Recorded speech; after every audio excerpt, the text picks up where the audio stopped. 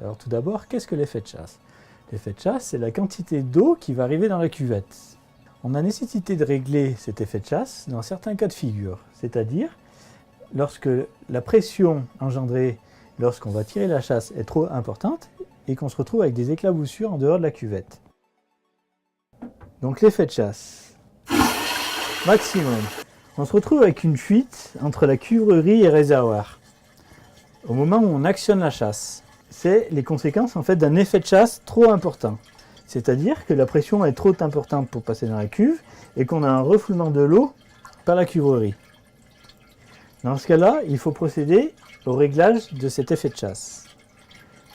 Pour ce faire, nous avons besoin d'une clé de 17 et on va dévisser la manette. On peut faire cette opération même si l'hydrochasse est sous pression, est au réseau. On n'a pas besoin de couper l'eau. On dévisse la manette.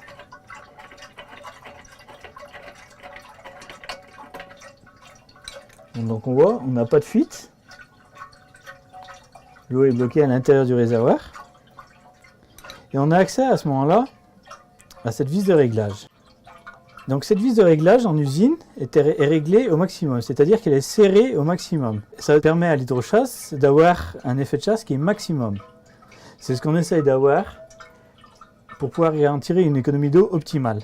Plus l'effet de chasse est important, plus la pression est importante dans la cuvette et plus le nettoyage de la cuvette est optimal.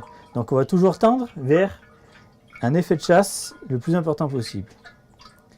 Mais quand il est trop important, comme dans ce cas-là, il faut réduire cet effet de chasse. Pour réduire l'effet de chasse, on va dévisser la vis. On va procéder petit à petit, c'est-à-dire que dans un premier temps, on va faire un tour. Donc là, j'ai réalisé un tour. Et là, maintenant, je vais pouvoir juger de mon réglage et voir si la modification est suffisante pour ne plus avoir de fuite au niveau de la cuivrerie. Pour repositionner la manette, je rentre la virgule en premier dans l'orifice de la cuivrerie et je réalise une rotation de la manette. Et ensuite, je serre.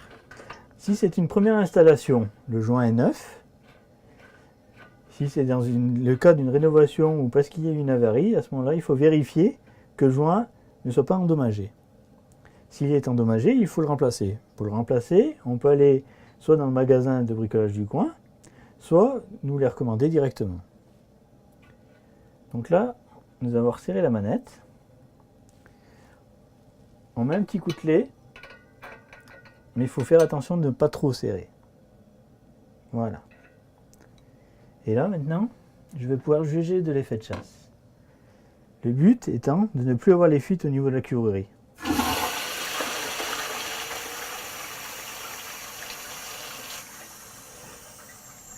Donc là, on a un effet de chasse qui reste important et on n'a plus aucune fuite ici.